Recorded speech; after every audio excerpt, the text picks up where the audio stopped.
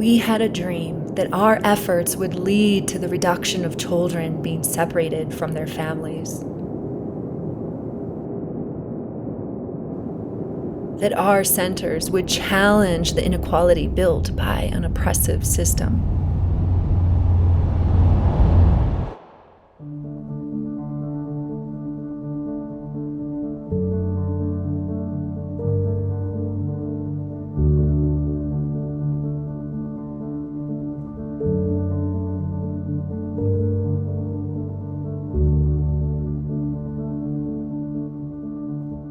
In 2019, we raised funds for our new Girls Center. Construction was completed in February 2020, and now we need help to continue our fight against the injustices not only in Nepal but around the world.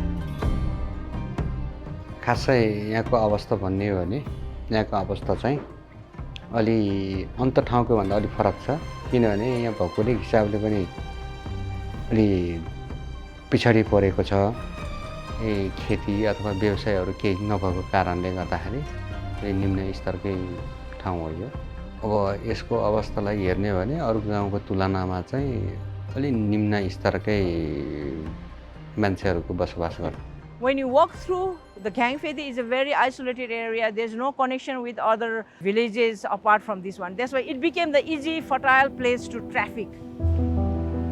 I heard from the traffic girl whom I rehabilitated, the helicopter directly landed here to choose the girl by the brothel owner, and the traffickers one by one, they supply from here. And then I realized, oh my gosh, this is a very political, hidden, historical injustice. It cannot be eliminated and stopped easily.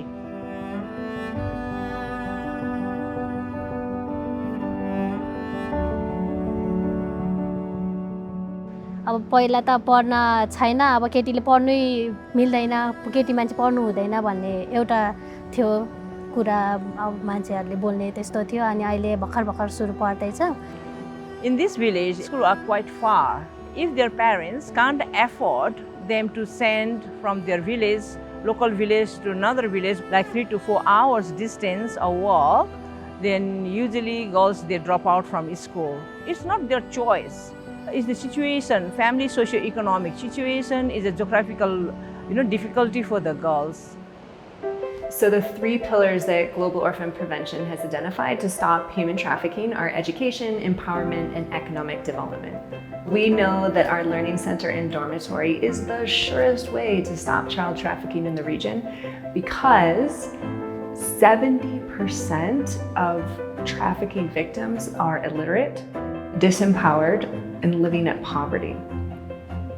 Our center addresses all of those things.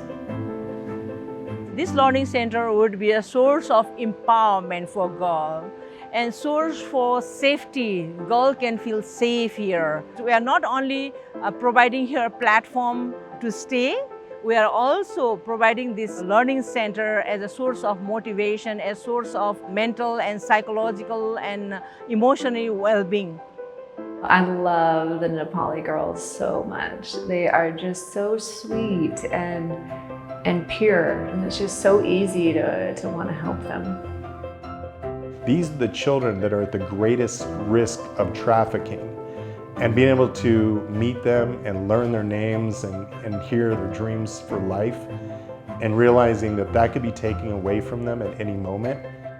Martin Luther King said that injustice anywhere is a threat to justice everywhere.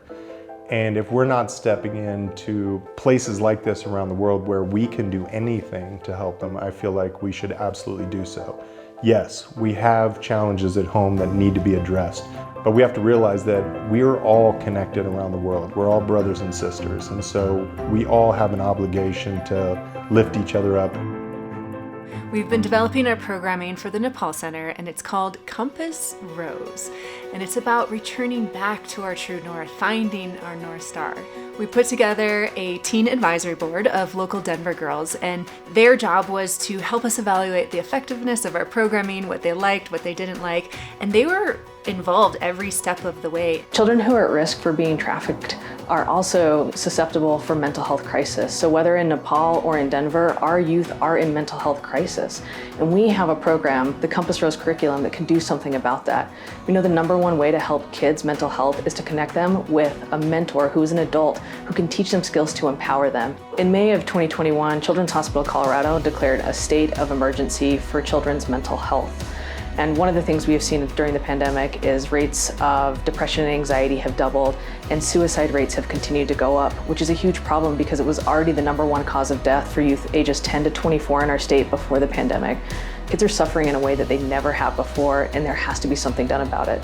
We know that kids in crisis need help now, and we don't have enough services available for them, and we're never going to be able to grow our way out of the crisis. We have to get in front of it. In order to do that, we have to teach kids the social, emotional skills to sustain wellness throughout their life.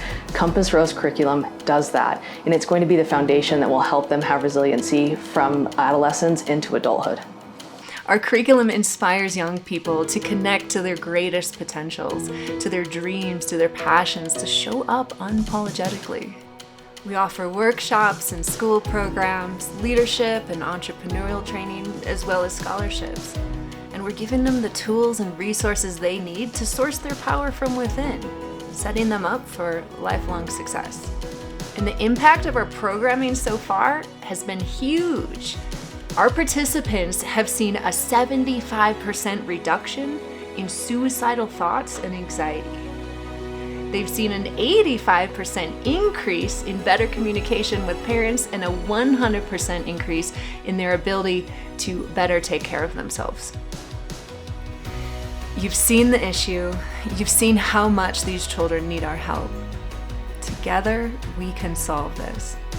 Today, I am asking for your support in the ongoing care of our Nepal Center, and to help bring the Compass Rose curriculum fully into the hands of Nepali and Denver teens alike. Help make that happen. Join us today.